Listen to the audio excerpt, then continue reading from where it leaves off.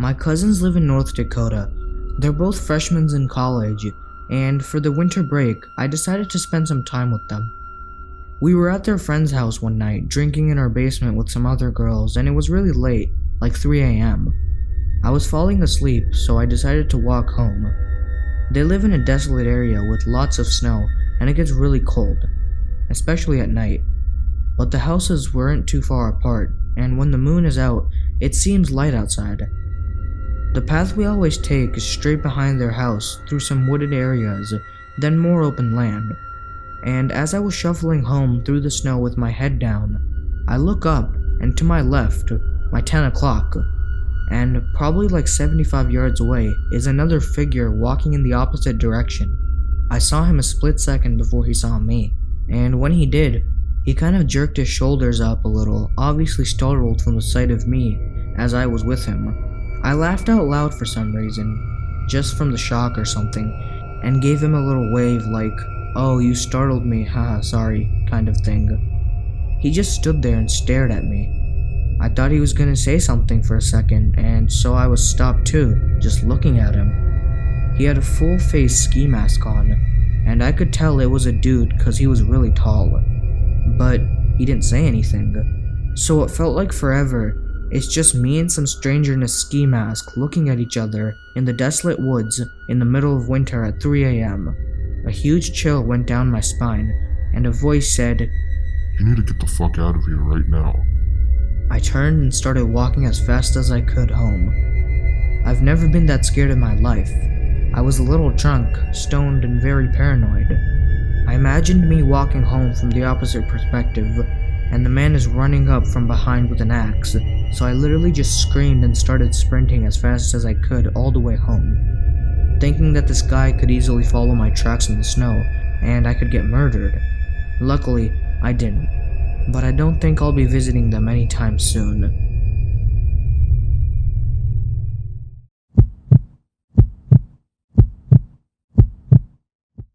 Some friends and I would take my truck up in the mountains during the winter time and tow someone on a tube across the snow. We dropped the tailgate in my old long bed Ford, and a few guys would sit in the back with one of those candlelight spotlights. When I was driving, it'd be fun to really make wide turns in the dark, so the person on the tube didn't have the luxury of headlights or taillights to somewhat illuminate their path. The person in the bed of the trunk with the spotlight would be funny and shine the light clear off to the side so it was pitch black if you were in the tube. One particular winter night, a snowstorm was rolling in, so we headed up to the usual spot and it was dark that night.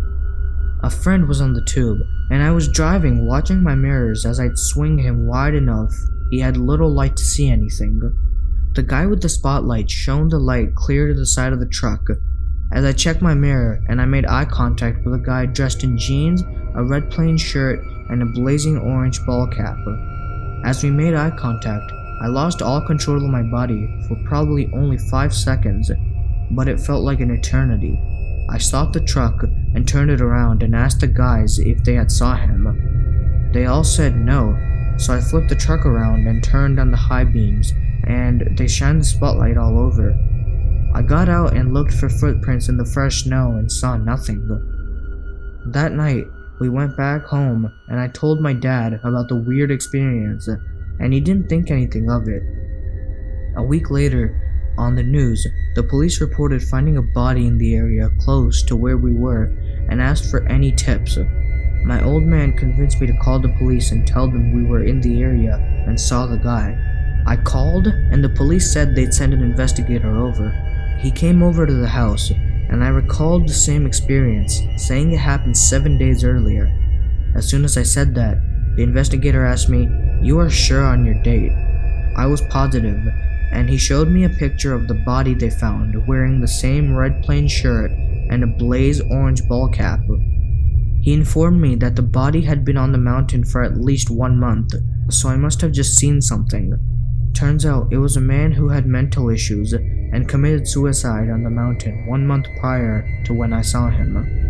This incident freaks me out a lot, and I don't think I'll be going up in the mountains with my friends anytime soon.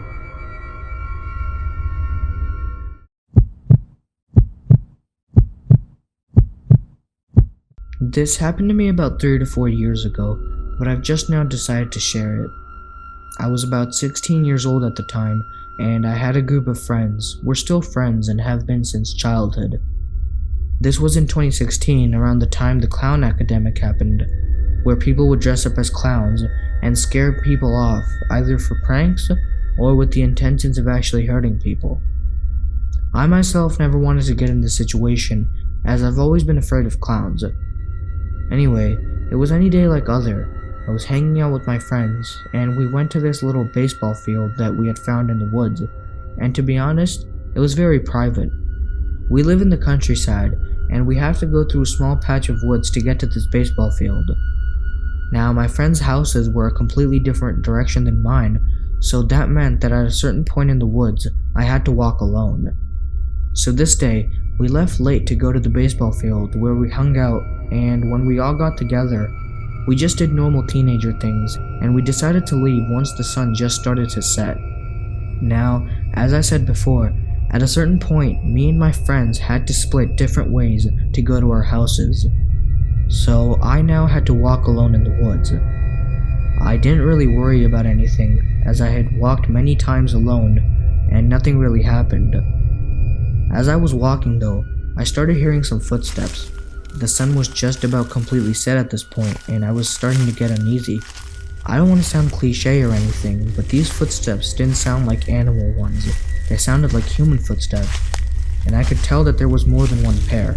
I hid behind a big tree so that I could stay hidden from anyone that came from in front of me, as I had heard the footsteps coming from in front of me.